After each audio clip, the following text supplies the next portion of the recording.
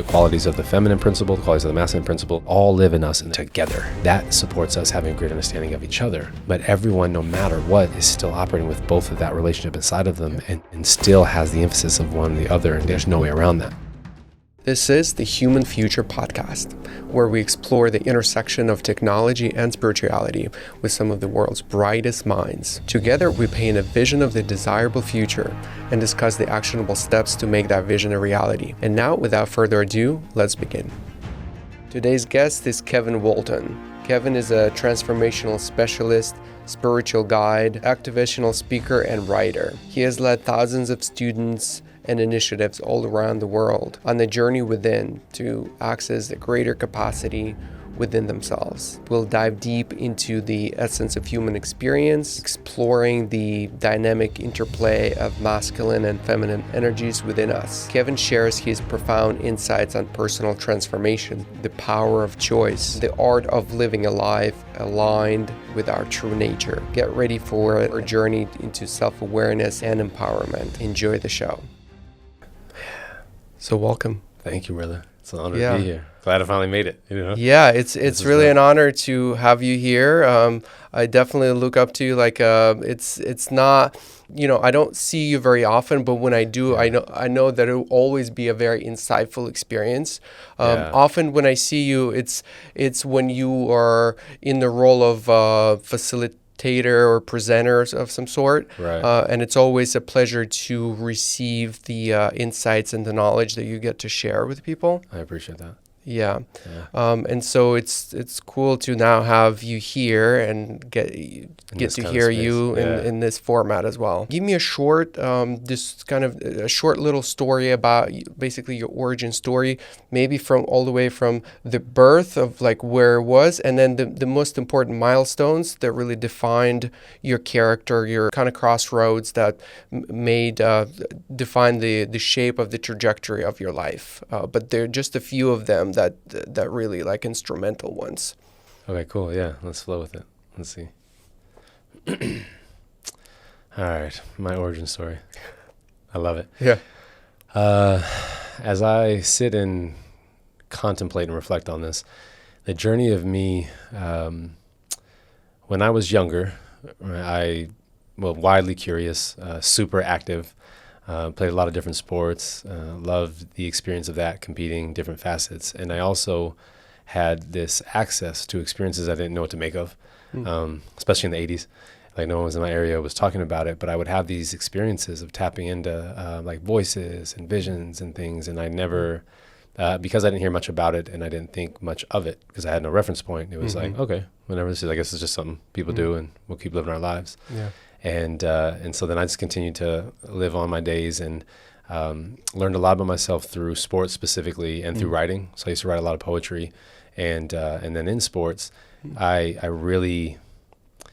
loved the idea of being able to push myself to different capacities, right? And used to be on a swim team, and then play football. Nice. And the water is a place for me. I would say that brought a lot to life. Like I feel like a fish in water, and I always have a connection there. Cool. And so there's the resonance that's in that space. Nice. When I think about the journey of my life to me being here now, and especially with what I do with transformation work and spiritual guidance and speaking and being a leader in different instances, there's a lot of different spaces in my life that call to that, whether it was being a reference point for my friends if they'd ask a lot for guidance, even as a late teen. Like sometimes I'd have like couples asking me questions about stuff on life because of just how I thought, and I'd be giving them like guidance for relationship, and it was like when I was a young kid, so it was just an interesting space to be in. Well, when I started to recognize that there was something I was accessing, there was a little bit more, it really started to come alive in me in my late teens going into college. And in the space of college, it was a lot of exploration of self because I moved out of the city I grew up in and got to explore just what it means to be me on my own. Which city? I grew up in Colorado, in Denver, Colorado, and I went to college in University of New Mexico. And I was also born in New Mexico. So it was interesting coming like back to the origin land that I was born on to then almost like claim my independence. so to speak. And I tapped into a lot of different things in the college space. And I had some really interesting and profound experiences that brought to light that there was something I was a part of, because even when I was younger, I started playing football and I started exploring like what I could do with my life through athleticism and even music at the time. Like I would write rap sometimes, and I was a part of a program in middle school where I did some like stage acting and performances, and so I always had an affinity for that too. When I got into a little bit of trouble in a few different instances, like I got caught shoplifting when I was a kid once, and I shoplifted a ton, and I didn't get caught a lot. But when I got caught, there was this confronting moment for me about things I was doing and what was at stake. And I realized like I had a lot more to offer and do, and I wanted to take my life in certain places. So I had to kind of reassess certain people I was hanging around, certain things I was doing, and I made some of those adjustments. One profound thing in my life about ownership, I had a falling out with my father once where he was actually looking out for me, and I was a young teen, just kind of being hot-headed, and I said we were going to do one thing, and then I ended up doing a different thing as it related to like information we were conveying to when I was getting recruited, because I had to get surgery on my knee. And when that happened, it was super minor surgery, but I was getting recruited by a lot of teams in football for a scholarship. But when they found out there was surgery, there's so many other kids, they're like, I don't even want to entertain. Yeah. But one school that I was going to go to, they asked about certain things. My dad was like, do you want to let them know? Do you want to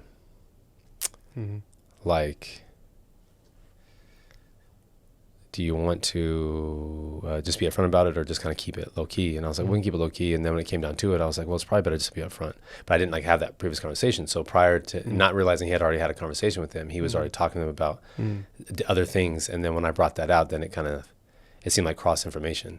And so he felt highly disrespected and disregarded. And him and I had a couple of bouts throughout my childhood in ways and things I was doing, then how he reacted to me, which wasn't, I would like, now being a parent, I would say wouldn't be the most supportive way to approach it. Yeah. So we had a couple of tips, but then this hit, and then I got reactive with him too, and we kind of had a falling out for a little bit, and we didn't really speak. And then I kind of owned myself in that and kind of reconnected. And I remember that moment of it would probably be a really important step for me in manhood of what it means to own oneself, to reconcile, and being able to own myself and what I did, and then reconnect. It actually strengthened our relationship as a father and son. Sure, yeah. And then since then, we've had a really great dynamic, even to the point where, as I've grown as a transformation specialist, when having conversations with him, there's information from his past that he doesn't talk a lot about his past with his emotional pain. And I kind of drew things out of him, and stuff that even my mom didn't know. And so there's like spaces that we've had where I've been able to touch on certain points for him, in his life. Yeah. And those, like, that's funny because I haven't talked about that in a while. And I think the idea of recognizing that in this moment as something that is a nodal point for ownership for me then speaks to the nature of the journey of my life from then, where, part of the huge foundation of the practice is the ownership of self, right? The ability to recognize our responsibilities and our accountabilities. And then I think about that just across the board, where, getting a lot of different fights or conflicts in college and other situations, then having these really important experiences where I would tap into something that was just beyond, and it had me realizing that there was just more that was bigger than the way I was thinking. And the more I was willing to explore that, the bigger that access got, right? And now what I've formulated in a practice that I can actually break down to words, but when I was 17, 18, 19, 20, 21, I didn't have this language for it, right? So I didn't know what this was I was tapping into. I didn't know what was happening. And being able to reflect it and being willing to experiment with and explore it started to bring more to light.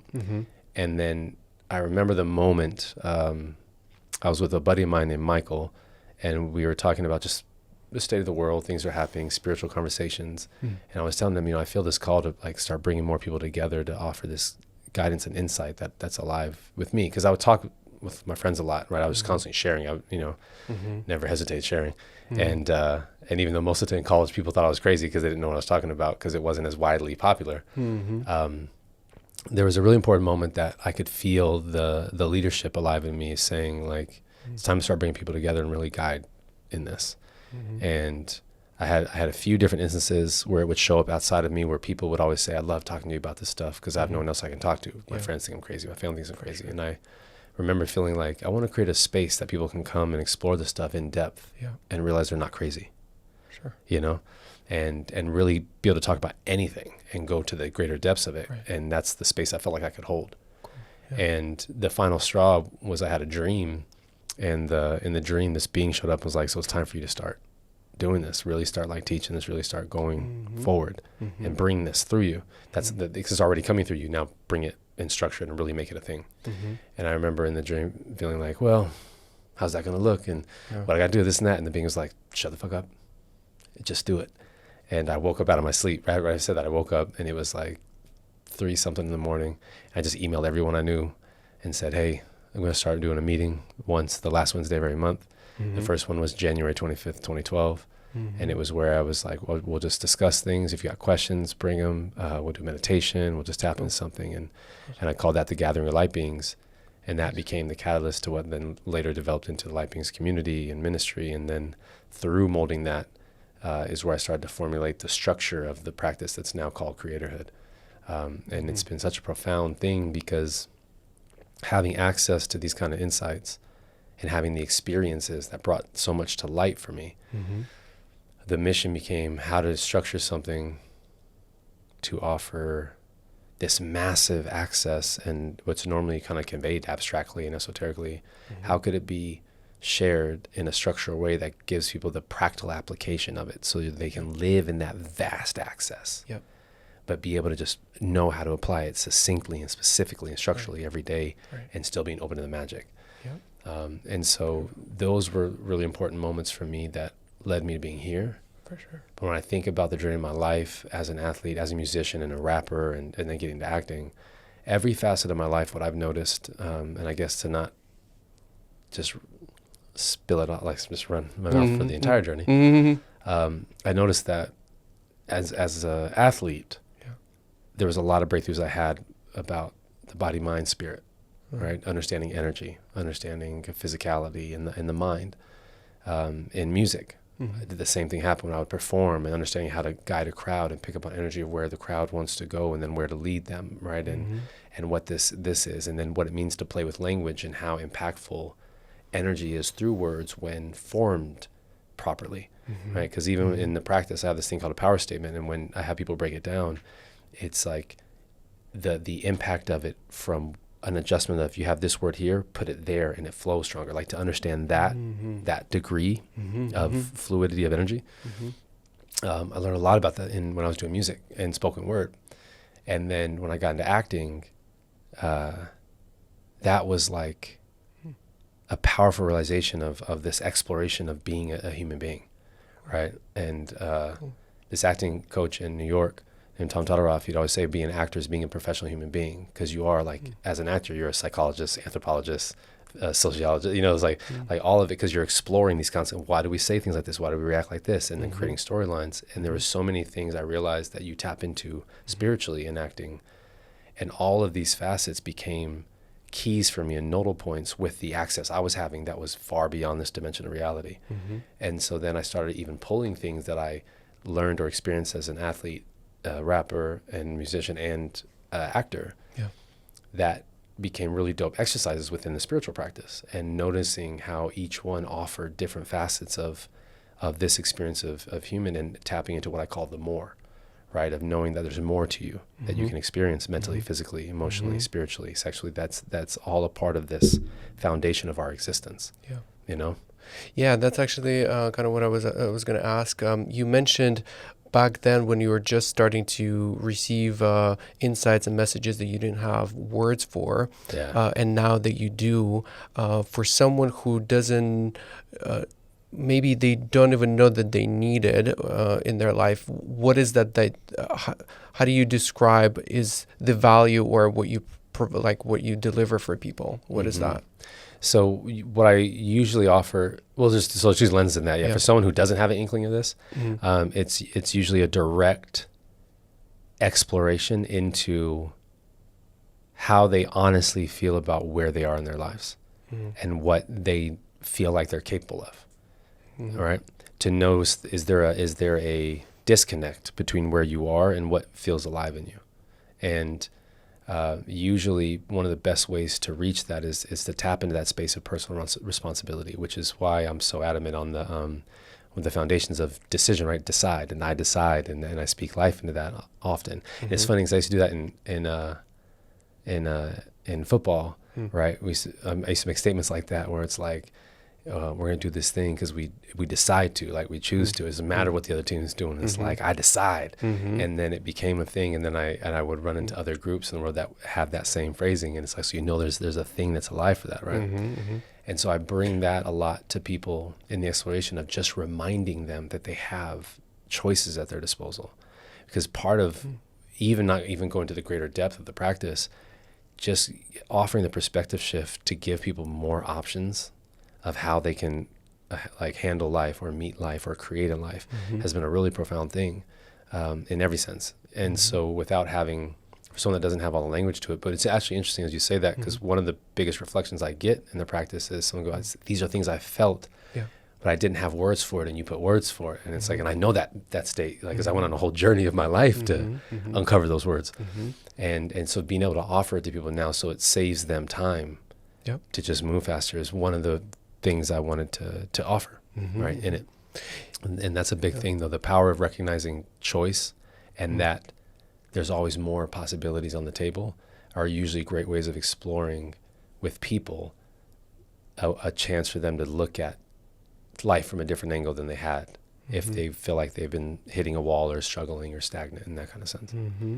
Yeah, and just speaking to the power of language, it's language is this practice of converting, or it's a bridge or the channel between the ethereal domain from which we gather insights and downloads, and through language we basically concretizing it into the physical domain, because that's the first, it probably enters it into your brain, and then the physical change happens in your brain first, but it's not as strong of a physical vibration. The sound is the biggest first thing that we put out into the world to start making adjustment and changes. 100%. And it's kind of cool what you mentioned about like switching word order and really tapping into like the code, basically, like really how do I structure my sentences, or how do I present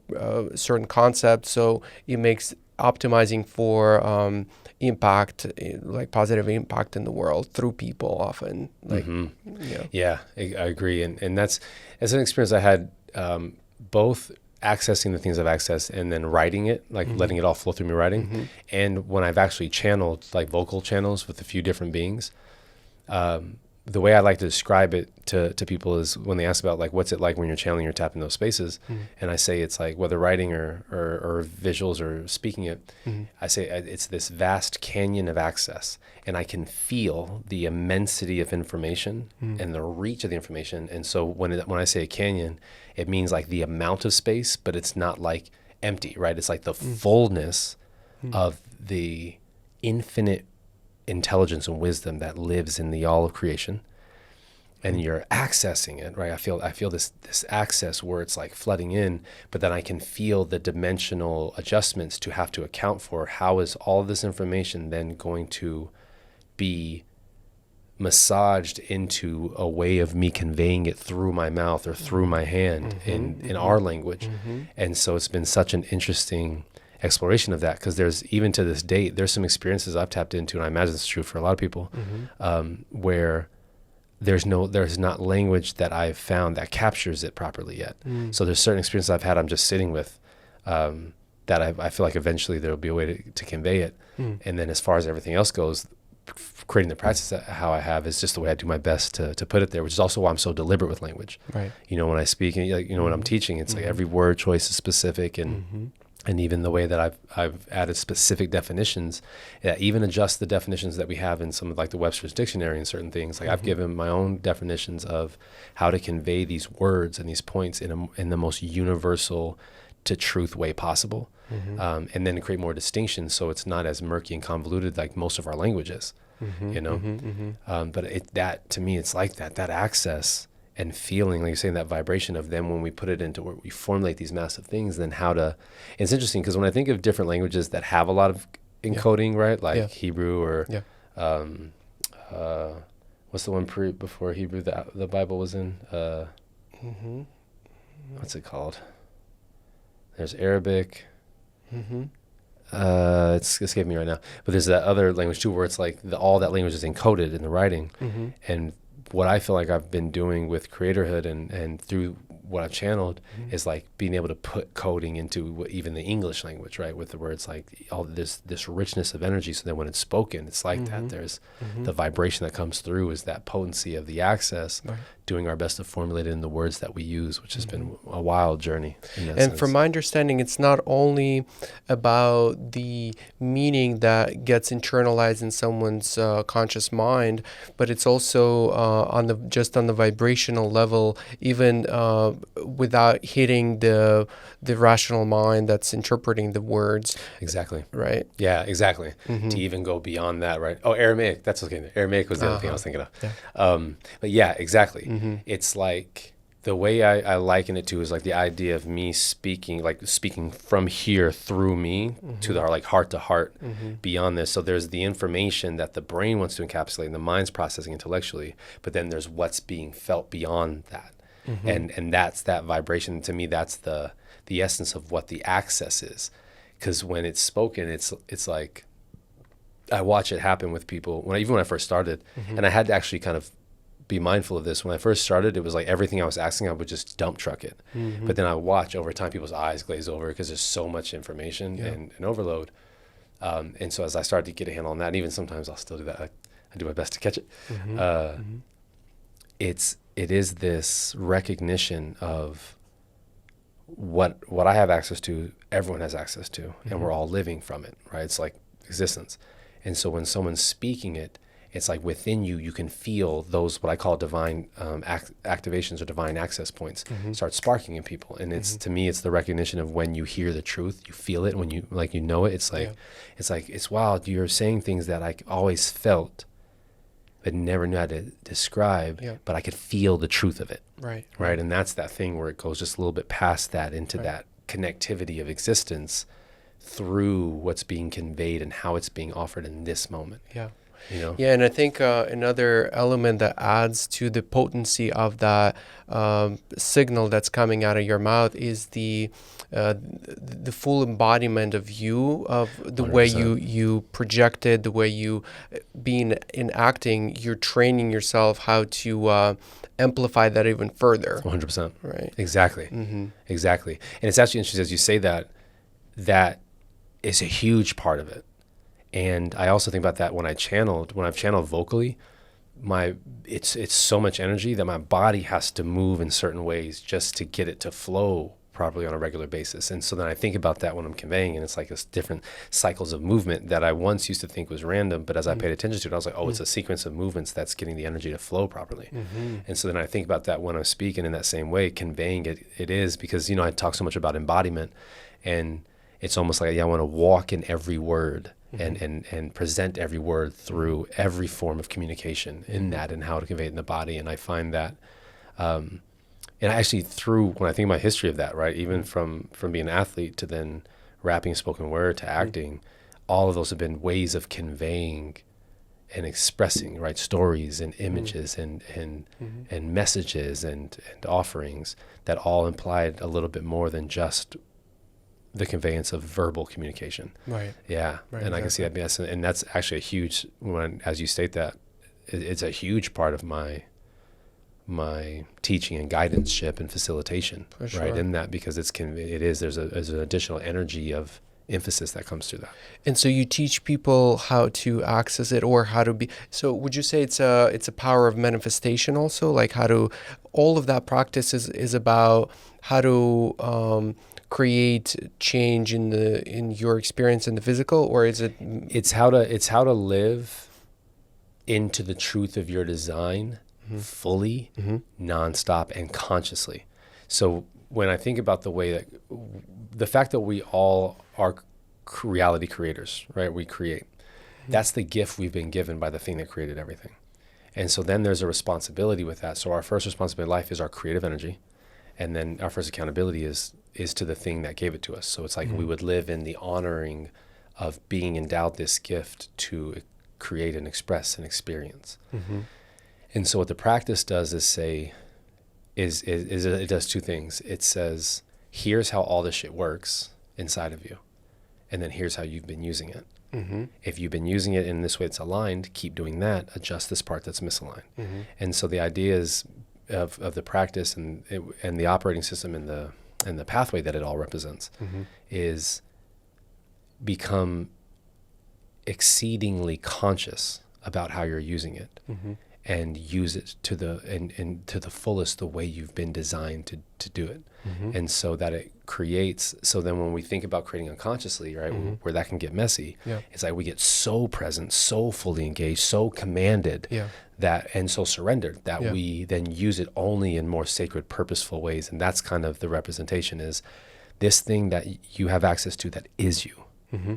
Here's a way you can use it to the magnitude of your design in the most harmonious and progressive way possible that supports yourself and all of us, you know, because then all it does is support, is it gives people more opportunity to give, share their gifts in and a part of this all that they're in. And that's what the practice talks about. It's like not giving them something they doesn't have. It shows them where this is, what's happening, and then how to utilize it by the science of it, the structure of it, and then the art, which is knowing which part to use when and how, and like just like switching those words, right? It's like knowing how to do that. That part is the art of it, you know.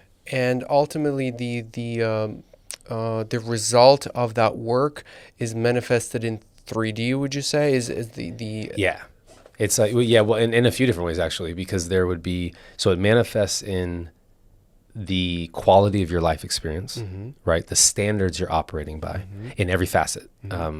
How you carry yourself spiritually, personally, professionally, relationally, and then resources. So those are what I call the 5 life vibes. Those are 5 areas that we're experiencing life nonstop. So you would see the standard and quality of those increase. And then you would also experience a greater access multidimensionally. So your ability to tap into any emotion you want, your ability to close your eyes and tap into, it's like when you think of the way it's got described by a few people, they would say like, man, it's like a literal walking medicine experience, right? Because when we think about the medicine journeys, all that is the access to what we're already a part of.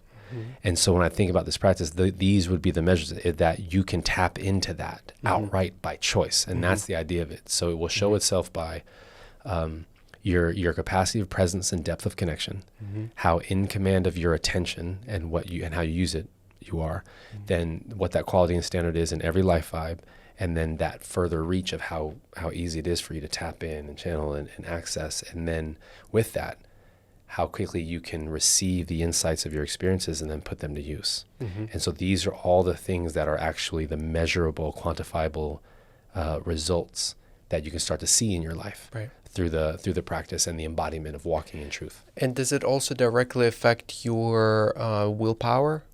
It is, it would be accessing a greater increase of willpower. So in my practice, what I teach is that there's, when you think of emotions, there's 6 central conduits of emotion. And we have either experienced them the natural way they're designed, or what I call the gateway, which is we may be operating a little more unconscious, and then we filter that natural way of it being through a distorted lens that it becomes something else. And so, and we experience it differently. And so in that, willpower is the mature form of one of those energetic conduits. So it is the way that we would be living deliberately, disciplined, conscious, like how to direct energy. When we're not living in that conscious way and accessing willpower, we experience that as anger. And then anger is showing us where we're out of alignment in certain ways, and we want to get it back to that, to functioning in willpower. And so in the way I teach it, where I heard some people say that willpower is like your ability to force something, but it's not sustainable. If that is the act, it's not sustainable. For me, all the mature emotions are sustainable.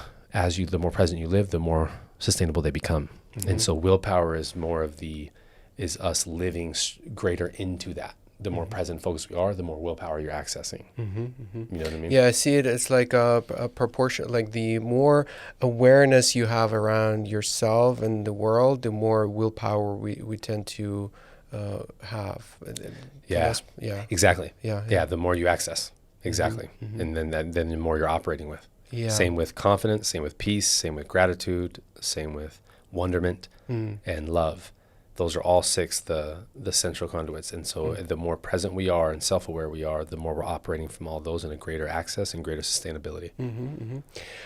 Could you talk about, I know the big topic of your teachings is masculine and feminine energy, and both on an individual level, but also in partnerships.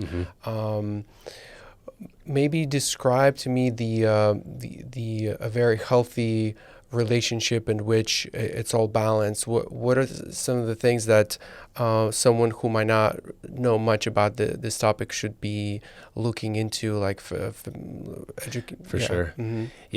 So the first thing I would say is that is probably one of the most important, and I've never seen it outside of me and my friend Noor. I've rarely seen anyone who teaches on masculine and feminine talk about the alignment and misalignment of it, which is probably one of the most important things, because there is a way we experience them in distortion, and then the way we experience them in the way they're designed, which would be the healthy functioning. And when I think about the understanding of them, the first thing to understand is about the energetic relationship first, because then we can look at ourselves as we have all those qualities within us, right? The qualities of the feminine principle, the qualities of the masculine principle together make up the dynamic of energy and how it operates, and then that's us living. And then to know what does what, our ability to give in masculine, receive in feminine, our ability to command in masculine, surrender in feminine, our ability to be assertive in masculine, suggestive in feminine, to be able to confront things, right, and aggression, but then also be nurturing. Like, these all live in us, and they all have a necessary function together, right? Yeah. And I think that's one of the biggest things, understanding that they're designed to work together.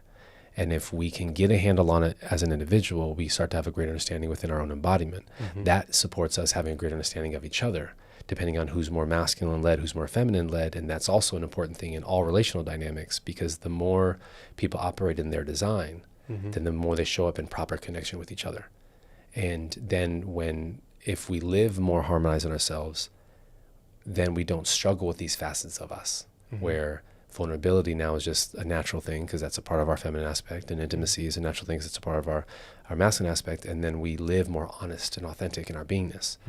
And so when I think about that, to understand what happens when we're in the misaligned version of it, and all of a sudden we're playing out these duality games, right? And then we see things as like opposition, and we struggle to maybe take action sometimes, and therefore we then overplay our feminine, or we overtake action all the time and they completely disregard the feminine in us, and then you see how energy starts to stifle in some form. So if people could understand the importance of that relationship beside of them, that there's always going to be an optimal ratio of how to display them, where they're not 50-50, right? In every experience in our lives, we're going to be emphasizing one more than the other, even though that may change sometimes, right? Depending on what the situation calls for, like taking action and resting, right? There's a ratio of where the optimization is. And the same thing applies to our relational dynamics. So if two people are together in partnership, the one that's more masculine led will then be the one that is the consistent masculine pole, right? That will be that guiding leadership space that moves it forward and holds the container. And whoever's more feminine led will then be more consistent in the feminine pole that holds the ability to build up energy and touch on all the details and the nurturing of the emotional tone of the space. And then they'll dance together well. And even though that's still going to be the case, there's also moments where that pole will switch for very specific purposes. And then after that purpose is then they go back to the baseline functioning. And that's the thing to remember in this game, is that it's a constant dance in that way. But everyone getting more honest and truthful about which one they are, and then having greater understanding about them overall will wildly clean up so much in our species and society. And even with everything LGBTQ and trans in the trans world, there's so much misinformation around that, even within those communities, about the nature of the masculine and feminine. And I hear like non-binary in different facets, because there's an understanding of that relational dynamic in all things, but then the concept of gender starts to get distorted the way it's conveyed. But everyone, no matter what, is still operating with both of that relationship inside of them, and still has the emphasis of one or the other and dancing. There's no way around that. For sure. But when you start to understand that dynamic, there becomes a greater understanding of the self in however you feel authentically embodied. That still honors that dynamic, and that will bring us to a different place of understanding and meet us. And it's going to take some time. But it's such an important topic and conversation, and that to understand that difference of the aligned and misaligned is a huge thing to recognize, because a lot of people will assume like the certain ways that feminine is misaligned, will assume that's just how the feminine is, or the way it's masculine, they'll just assume how it is. And then we'll hear all the stories about it, not realizing there's another facet that will allow them to actually accept more of each of those poles properly, you know, as we clean it up. And that's a journey. Is there a particular, like maybe an exercise that you would introduce for to help people raise a little bit more awareness around this whole topic? Is there something that you introduce in your court or like in your teaching? I usually, so there's a couple of them. One I like to do is through physical movement, just so they get used to the nature of how the body moves in the dynamic. And it's so confronting, because people will usually think like, I thought I was more in my, masculine. But then when it came to the movement, they felt stiffer in their masculine and struggled with it more than their feminine, right, in body, and vice versa. So the physicality is a direct confrontation to the familiarity within the body, right, energetically. That's probably one of the best ones. Another one I like to do, or at least one of the best introductions. Another one I like to do is talk about different qualities of personality and behavior, and make it a game where people have to guess which is which, and then that brings a lot to people's awareness, especially on some of the ones that could feel convoluted, that people think that would be masculine, but it's actually feminine, or vice versa. Right. And then one other one that's really powerful is when do the communication exercise, where people have to communicate to a partner, whether they know the person or not, just in the exercise. It's great if it's actually couples, but or if they know each other, but if they don't have to, where I'll have them communicate to each other in the misaligned form of both, and in the aligned form of both. And that's so confronting, because it brings everyone to looking at where they've done that, right, and what felt amazing, what didn't, and then be like, oh shit. And it's so, and then because then that also gives language and distinction to the difference, because I see it get taught a ton, where people are like, well, that's just how the feminine is, and it's like, or that's just how the masculine is, and it's not that. It's like, that's the distorted version of it. So when you give people the chance to experience both facets through communication with each other, it's so confronting in a really, really beautiful, powerful way. Right. So you basically give them the polarity, so they can start feeling the delta a lot more, because often it's like the states they're in, they're very close to each other. It's hard to notice the difference when you like pull it all apart. Like that's where you start really feeling. Exactly. When you give them the clear distinction of focus, then it's like, oh, and then you get to see how it all dances together, and then that comes together really beautifully. But that's, I found, is a really great introductory exercises for people. In that way. Okay, so I also wanted to touch the topic of community. I know that it's a big topic for you in everything that you do. In your experience, so the framework of this whole podcast is the human future. How do we build a future in which we all want to live in? From what you've seen and learned and have experienced, what works in some communities that could certainly be implemented in others in the attempt to bring more positive change through communities? Yeah, one of the biggest keys, I would say, is there's two things. Actually, there's three I want to convey as I sit here before I go down the whole list. One is a clear shared resonance, a foundation. There has to be a reference point that holds the container of community, right? The strongest community is one that, in that shared resonance, it is held by truth. And when I say truth, it's the recognition of those elements that are all-inclusive, universal, never change. Because those are the things that then won't be open to people's interpretations, where it can start to get skewed, which we see happen a lot in nations and communities if it doesn't have a solid reference point. and that's vital for any community to sustain in any way. And even when I'm massive on like how civilizations are built, how they fall in the community. And so I'm always studying that of why did this fall apart, right? And why does this one continue? And that shared resonance is a huge one. That's not even negotiable. There's got to be some kind of shared resonance that we all are on the same page. Then with that shared resonance, there has to be space for individual creativity, recognizable sovereignty within it, where everyone still understands that they're a part of something greater than themselves, that they honor what the shared resonance is, yet each one has their opportunity to contribute in whatever way they feel called, that still holds that shared resonance. And that's a vital thing. Then the other is transparency and the ability to meet things when they come up. So when things get swept under the rug, when people bypass, when it turns a blind eye, that is the quickest way to start sowing seeds of slow crumbling, right? Foundations. For sure. And when we can be transparent and things come alive and be able to meet it and do like charge clearings or in confrontations where people have to come together and face something and we work through it and talk about it, where everyone can own themselves and then recognize how they show up for each other. These things are huge when it comes to building community. And I think about that in developing culture across the board, right? Like building governance models and education models and an economy that all can operate off of unity consciousness, like those facets, you'll be sitting with a civilization that will be self-sustaining for however long that planet sustains. And then you'd also probably have a really solid, sustainable relationship with the planet, for right? Sure. Doing that. And so I think those things in a community are so important, because what they also then do is they invite the community to always be living greater, right? To keep meeting what's there and to have, and that's the other thing with the community, is having a vision of where this can go, right? That it's not just the day in, day out. There's that relationship of how do you live for today and have a sense of direction of where it's going. Because then you're always, these reference points gives the community an opportunity to know how to be held accountable to the standard and to navigate properly. Because without those reference points, right, you don't know where you are, where things reside, and then there's nothing holding anything to integrity. Understand, yeah. So there's those no are reference, huge.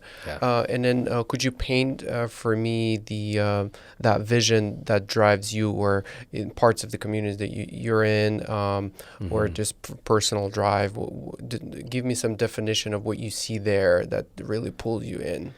Man, what drives me, like I have a vision. I wrote it out over 10 years ago, this one called the Light Being's Vision for Humanity. And it really is to see a civilization that can live from the truth of itself, to every day be willing to meet your edges and expand mentally, physically, emotionally, spiritually, to own that as an individual and to be a part of a group and community that does that together.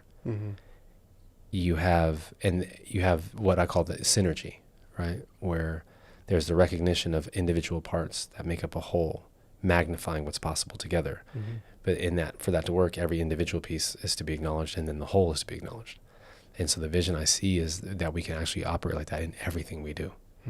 And I see the vision that then nothing is out of bounds and everything flows from the proper flow of creation, which is from the inside out. So the way that we meet each other emotionally, we don't pass off our emotions on each other anymore. We own it, and then we can discuss it to the point where it's no longer, the phrase when they say, be willing to have difficult conversations.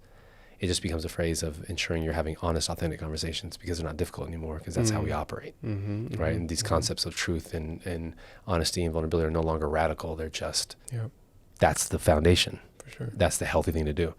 And that we then operate in that such capacity that everything, we don't ever want anything to get swept on the rug. So then all of a sudden you take into account of history. It's like things aren't shoved away. It's like we want it all there to understand what got us where we are, where we can take it. And so the community thriving off of that, to me, like that's what gets me out of bed every day. When I teach, I can see it, a vision where all of us operate with this degree of awareness and consciousness together. And so then when that happens, it's like bringing us to a point as a civilization where there's no longer such a focus on healing, because we're living in it now. And so all that energy that gets spent towards healing because we lack the awareness of how to utilize our design properly, now is just there for us for creative exploration and for strengthening bonds and connection. And now who knows where we can take it. And that just that idea is enough for me to keep doing what I'm doing. But then to also see what I see of where we can go, it just lights me up. Amazing. Yeah. And then for those, I also very much attracted to a very similar vision in your, for someone who feels strong resonance to that as well, but they have no idea what steps to make. And let's say, yes, you making your own contribution towards that vision, but someone who have no idea how they can contribute, maybe some actionable advice or steps for people like that, what would you say? Yeah, I would start saying, looking at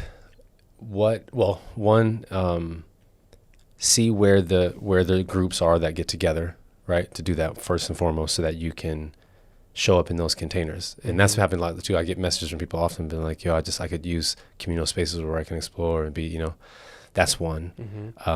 2, explore what skill sets you have and how that can contribute, right? Because there's so many facets to community building, right? And I studied this even with like having a city and a state, like everything that goes into that, and knowing what skill sets people have to contribute. And say, explore if someone who feels alive to do this, explore what knowledge and experience you have to what roles you could play within community.